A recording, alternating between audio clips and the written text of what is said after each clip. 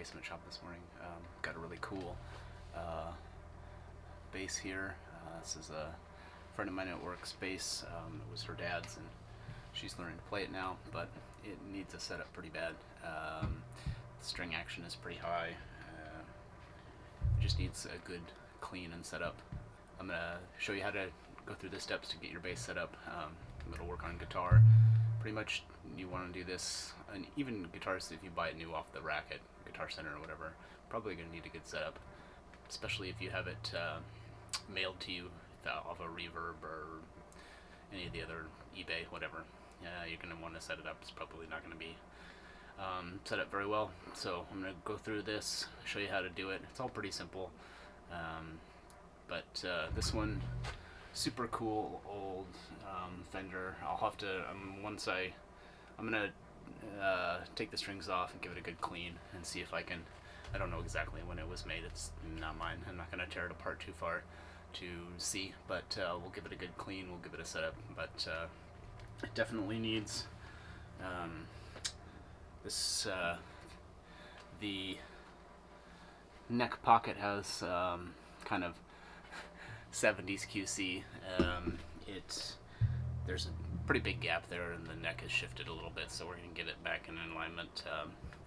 If it needs it, I'll stick a shim in there just to keep it from moving around, but it should be, once you just loosen the neck a little bit, get it in the right spot, and then tighten it back down, should be good.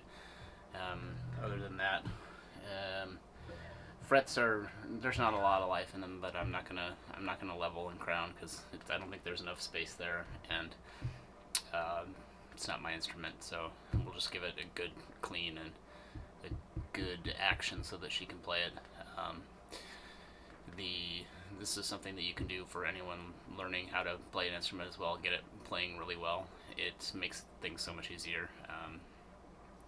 Makes fretting the notes way easier. Makes playing guitar, makes getting the chords way easier. So good setup is worth it for any guitar. If you can't do it yourself, have somebody do it, but I'm going to show you how to do it here. It's worth giving it a shot. You're not going to do lasting damage to anything. You might get it way out of adjustment and get frustrated and have to take it to somebody, but it's a good skill to learn if you're going to be playing. So we'll get this thing on the bench, we'll get it cleaned, and I'll show you the next step.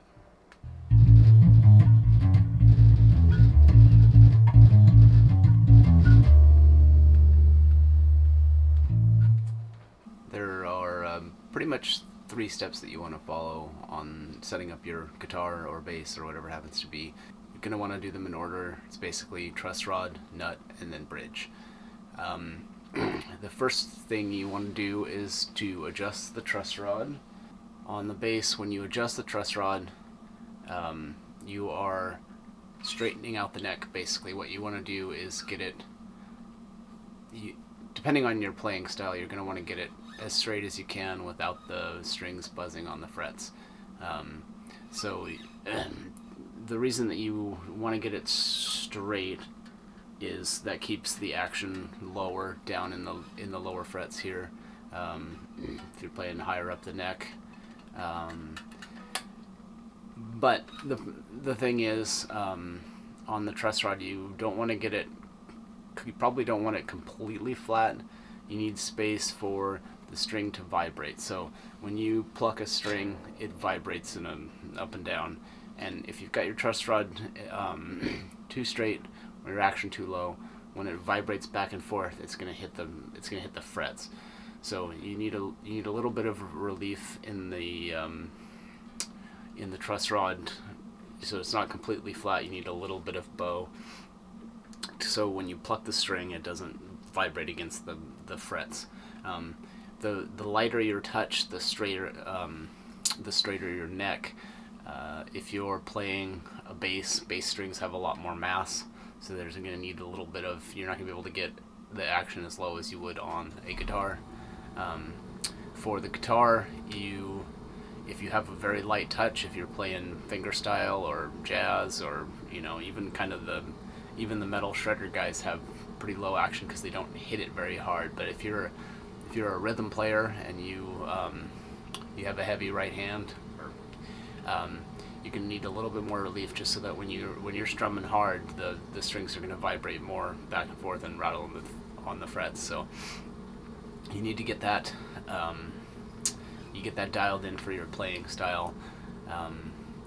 That's it. When you're doing it yourself, it's easy because you know exactly how you play, and you can tweak it as you are going along, and make sure that it's right, perfect for you. If you take it to a luthier, you're going to have, or somebody set it up, you're going to have, kind of what they approximate you want to do. It's good to learn how to do it yourself so you can dial it in exactly the way you want it. Alright, so first thing we're going to do is we're going to straighten out this neck. We're going to adjust the truss rod. Right now it's got a bit of a bow in it, so when you tighten the truss rod nut, that's going to straighten it back out. It's going to get your strings down lower onto the board here. I measured this before I took the strings off. We were looking at about 5 to 6 mil action at the 12th fret, which is pretty high. I measured one of the basses that I have, and it's about 3 or maybe a little less. So, and that one's a little, you would consider a little high. So what we're gonna do is we're gonna straighten out the neck, so that this one, the truss rod adjustment is down at the end here.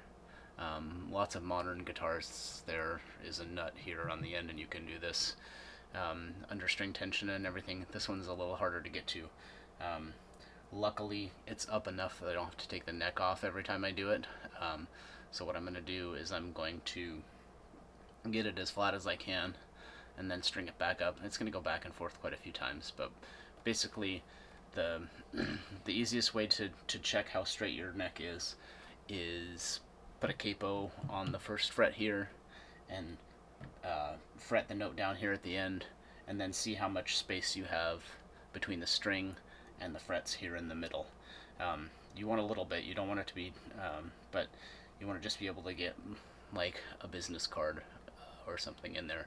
That way you'll have a little bit of relief. The string will be able to vibrate and not buzz on the frets, but you want it fairly straight to keep the action low. So what I'm going to do is first thing, always loosen the truss rod.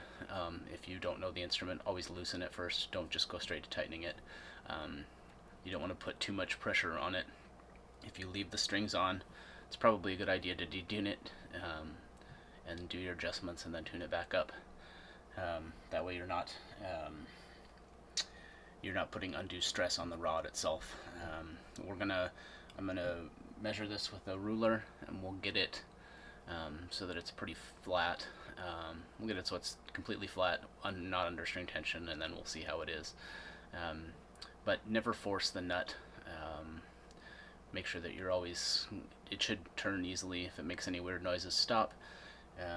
You want to do, for something this far out, you do a bit, but just general tweaking, you want to do about a quarter turn, and then check it, and then a quarter turn, and then check it, just to make sure that you are hitting it in the right spot. The second step is the nut. You're going to want to, I'll show you how to cut the nut strings. I'll show you that here in a minute. Basically, the reason that you want the nut action well is if you're playing these low, so if you're playing this F note here, if your nut is too high and you fret it here, it's going to pull that string out of tune because you're having to push it too far down to make contact to the fret. So that's going to pull it out of tune. You want it low enough that it's easy to play up here.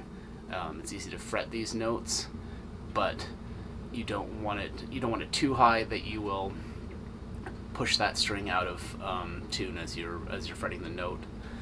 The other bass didn't need it, so I have a P bass here. So I'm going to show you how to set up the nut on this thing. We're going to use a set of nut files that I got off of eBay a while back. I'll try to figure out how much they were and put a link somewhere so that you can see. They weren't cheap. I think they were $60, but I'll have to go back and look. Basically a file, it's kind of rounded on the bottom so the string will sit into the groove. So these things, they come in a set of a bunch of them. You can do guitar and bass with these. It's a good investment if you are doing this. I mean, I'm not going to say doing this as a profession, but if you're doing it as a hobby, if you're building kit guitars or you're setting up your guitars, and obviously if you're setting up your guitars, you'll probably have to set up a few for friends of yours. If you're doing that, it's worth it. It's worth the investment. I mean, it depends on what you want to do. If you just want to do one guitar, you're better off just taking it to somebody and let them do it. There are other ways to do it with different tools. I got a pack of files like this at Harbor Freight that were really cheap. You might be able to make those work. This is the one thing I would say. This is probably the one thing where you're going to want to splurge and get the right tool for the job. It's with doing the nut, you want the string to fit in the slot tight and not have slop, or you can get a lot of buzzing. The thing you'll need for this method of filing the nut is a set of feeler gauges. This is just one that you would get for cars for gapping your spark plugs or setting your points, if you know what points are. So we're going to use feeler gauges to set our nut height. I got some nut files here that we'll use to file the slots here. You can see on the handle it says the string gauge. So we're going to press the string down at the 2nd fret here, so it's riding on this fret, and then we're going to check the distance between this string and the 1st fret here, and we're going to use a feeler gauge to do that. It's just a regular one that you would find at an auto store. We're going to start with its 0.006. So we'll detune the string, pop it out of the slot there. We're going to take our file here. We've now got the correct file here. We're just going to file it a little bit. This is the stock plastic nut I'll eventually be replacing, so it's a good one to practice on, but we'll just take a little bit off. For this flat style headstock, you don't need to have too much of a break angle. If you're using a Gibson style that has the neck down at an angle, you'll want to file the slots down at an angle. We're going to just go pretty flat here, and I'm going to file this down a little bit and then check and see how much space we've got. And it's just trial and error, so.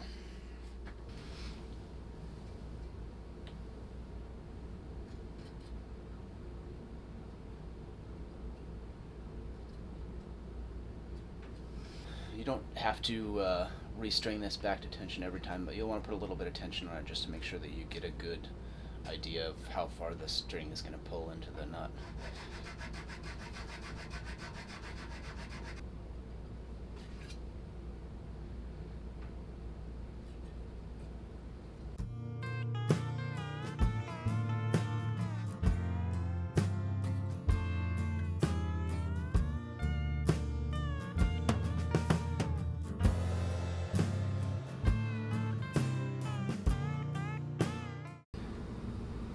Once you've got the nut dialed in and your truss rod is adjusted the way you like it, then you adjust the bridge, and the bridge will kind of get your action down to where you like it.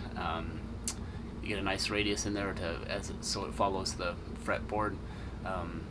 It's not a huge thing on the bass because you're not bending strings as far, but on a guitar, if you're you'll feel it when you're bending notes. You might it'll fret out. So you'll push the string up and it'll choke it off. It'll hit the string. It'll hit the frets down lower and cut off your note. So you want to have a good arc in your on your saddles. So you can see each saddle has 2 screws here.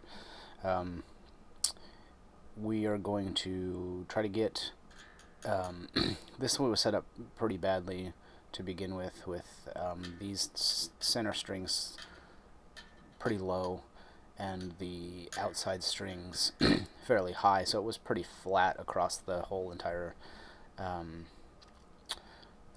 bridge. Problem is, with your fretboard's not flat, it's got a radius to it, so you want it to kind of follow. The last step is to set the intonation, and that is the length of the string and how it will, if your intonation is set correctly, all your notes will be in tune with the others. If your intonation is way off and you fret a note down here and it's in tune, and then you fret a note way up here, it can be out of tune because your string is basically not the correct length. So if your intonation is way out, if you're playing the higher notes on the bass or if you're soloing on the guitar, you can be out of tune by a pretty decent amount, just because your strings are not the right length. So we're going to adjust that to make it so that all of your notes up and down the fretboard are in tune. And the reason you want to do this one last is because when you change the nut and you change the truss rod and you change the bridge action, it all affects your intonation. So that's a step to do last. If you set it and then do the nut, it'll change your intonation. So that's the last step. The way to set the intonation is to tune the string to the correct pitch, and then you're going to hit the harmonic at the 12th fret, and then so you hit the harmonic and then you also play the fretted note after the harmonic, and if you want them to be the same, the harmonic is in tune and the fretted note is flat, then you're going to want to move the saddle forward. So I guess the way to remember it is flat forward, sharp back. So if the note's flat, we're going to turn the screw here and move the saddle forward, and if it's sharp, then it goes back. You're going to need a good quality tuner for this. If you don't have one, do the best you can, but you're probably going to want a strobe tuner to get it dialed in. Alright, so that note is in tune. You can see the harmonic is nice and in tune. You fret the note, you can see that we are flat. So we're going to want to move that saddle forward, and then we do it all over again.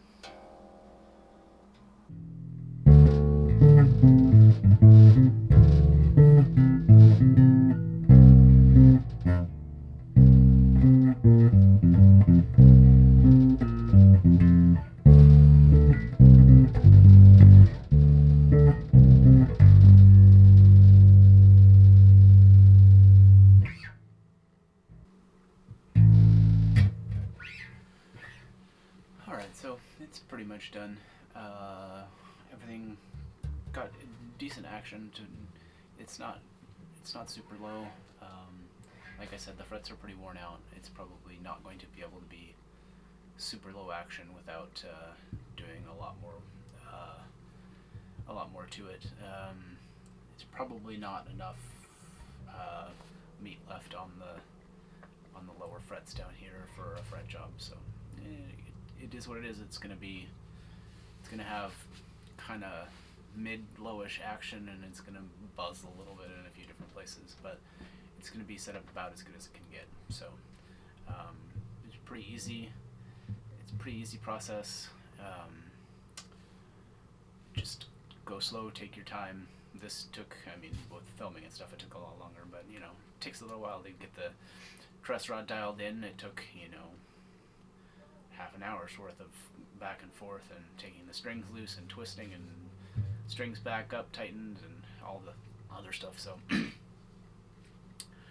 it's not the fastest chore in the world, but it's definitely worth it to get the guitar playing well. So I'm gonna play this cool thing for a little while longer before I have to give it back, and I'll see you guys in the next one.